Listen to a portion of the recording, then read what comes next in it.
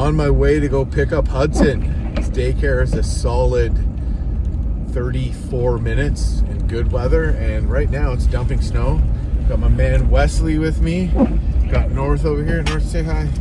North here. Good boy, good boy.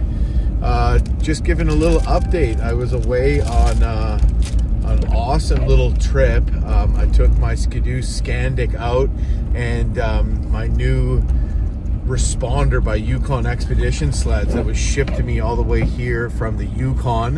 And to save on shipping, it comes in pieces that you have to assemble. So it was a bit of a took a bit of time to get all that put together and get my first real winter camping trip of the year dialed in. But man, was it good to get out.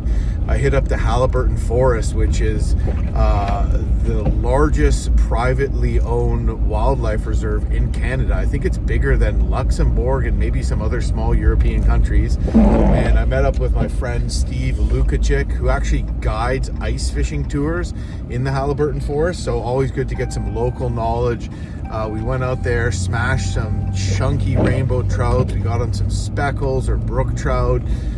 Didn't get a chance to go for Haliburton gold, but had a good feed there. We had a good bit of a bushcraft cook-off because we forgot a frying pan for our shore lunch. And I winter camped solo. Steve rode all the way back to his house. He just lives in the bush in the area. And yeah, I winter camped, just me and North. It was pretty cool. So unfortunately, because of that, I didn't get a full adventure video up this week, but we have another one coming up from our adventure this past September in the Yukon. Me, Tori, and the kids do a fly-in trip. We jump on a float plane and we fly into a remote cabin, which is essentially an outpost that's owned by Up North Adventures. And we stayed there. We did some fishing on a backcountry lake. Had all different kinds of weather and spent, I think, 5 days in this backcountry cabin. So I'm going to put up one video with that whole thing, and I'm also going to be putting out a video on this winter camping adventure. We have what they're calling a polar vortex, which is coming out, going to be here coming out yeah, next week. It's supposed to go down to -40, so that's going to make the ice on the large lakes real safe. It already is, but that's going to make it extra safe. So I'm going to take out Tori and the kids, and we're going to do a winter camping trip on a lake that I've never been to here. There is road access to one side of it, but it's the closest thing you're going to get to a fly-in lake, and there's no road access in the winter. So we're going to snowmobile in there, trek out to set up a camp, and go do some fishing, some snowshoeing, you name it.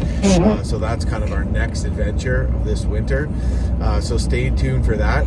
And also let me know what do you like? I've been doing the series. I did a lot of videos from my Across the Arctic Wild series that I did with my brother. He put it all out in one film, and you see some other YouTubers doing that. Instead of doing series, they do one film. And YouTube, you know, the platform changes, the algorithms change, you have to switch things up.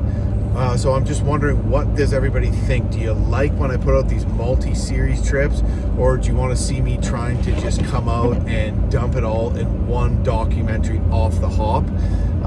Let me know if you'd like to check that out. I'm thinking about maybe doing a bit of both, continuing with my bigger trips, doing a series, maybe condensing it down a little bit more so there's not as much video footage, and then for some like semi-big trips, you know, going a little smaller. Another thing is, or going with one video. Another cool thing, hey, Wes is waving. Hey bud, say hi. I think maybe he thinks I'm FaceTiming someone. Anyways, one of the other things that I got invited on, and it's so funny because some of my followers were saying, because I have a lot of followers in the States, and which I love, by the way. Hi, all you Americans. Anyways, I just wanted to say, you're asking, hey, would you ever consider doing a river in the States? Well, funny you should ask. Somebody reached out to me and said, Jim, listen, I just drew a lottery to paddle the Grand Canyon. Yeah, the Grand Canyon. Would you like to come?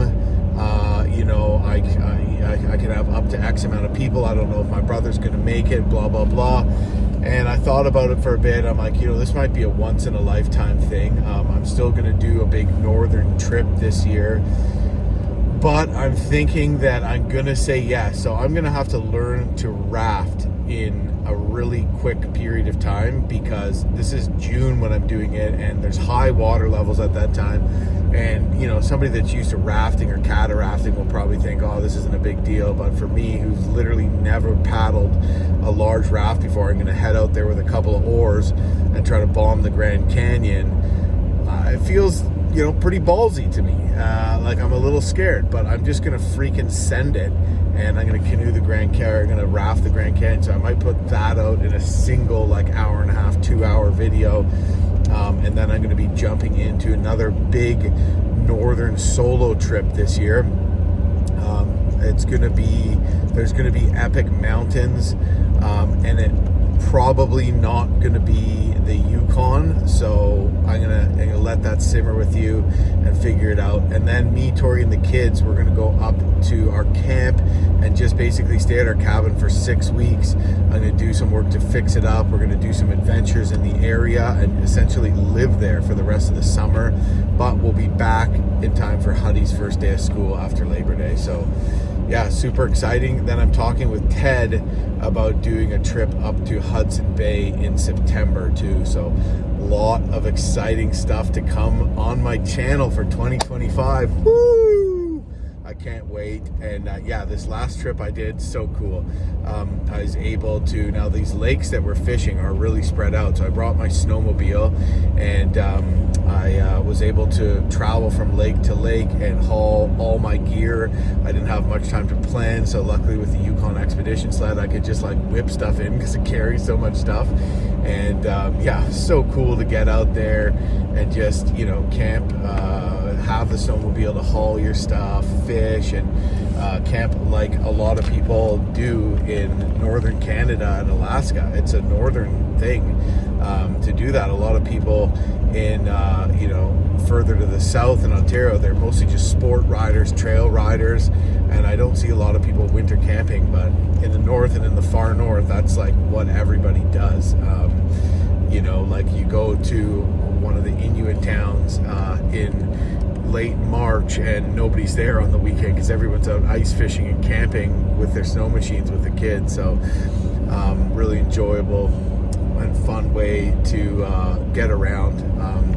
I love snowshoeing and doing that kind of traditional winter trekking, which you've seen me do as well too. But when you're trying to get from lake to lake, get on fish, and when you're trying to take the whole family out there, it almost becomes mandatory.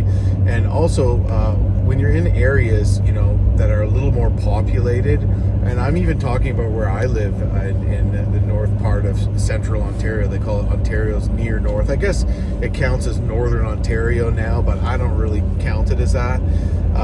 And so, there's a fair amount of people. Sure, we have bush and public land and all that kind of stuff, but oftentimes to really get off the beaten path, if you have a sled or a snowmobile and you can get off the beaten path and then start your snowshoe trip from there, you can really get into some remote areas. While if you're just doing a snowshoe winter camping trip and you're starting at the parking lot, you're going to kind of be around typically where you're going to see snowmobiles and you're going to see other people. So combining both is a really awesome way to get out there. And it's just a way when you have a lot of ground to cover that makes all the difference. Unfortunately, I don't have a dog team. I got a one dog team. Check out Tori's Instagram at Tori Goes Outside, and you can see a video there of North, our dog, pulling both kids on a toboggan, and they're just having a blast. Tori's in for laser eye surgery today too, so she couldn't do much to help me get a video up or do much editing while I was away. So anyway, stay tuned, lots more to come, and look forward to seeing you at the channel. Please subscribe if you haven't already subscribed. And I do reels and photos, still photography, and all kinds of other stuff on my Facebook and Instagram page at JB Adventurer and at Jim Baird Adventurer on Facebook. All right, have a good day, everyone, and really appreciate everyone's support. Really appreciate everyone's comments. It makes it all work. So thank you very much. Have a good one.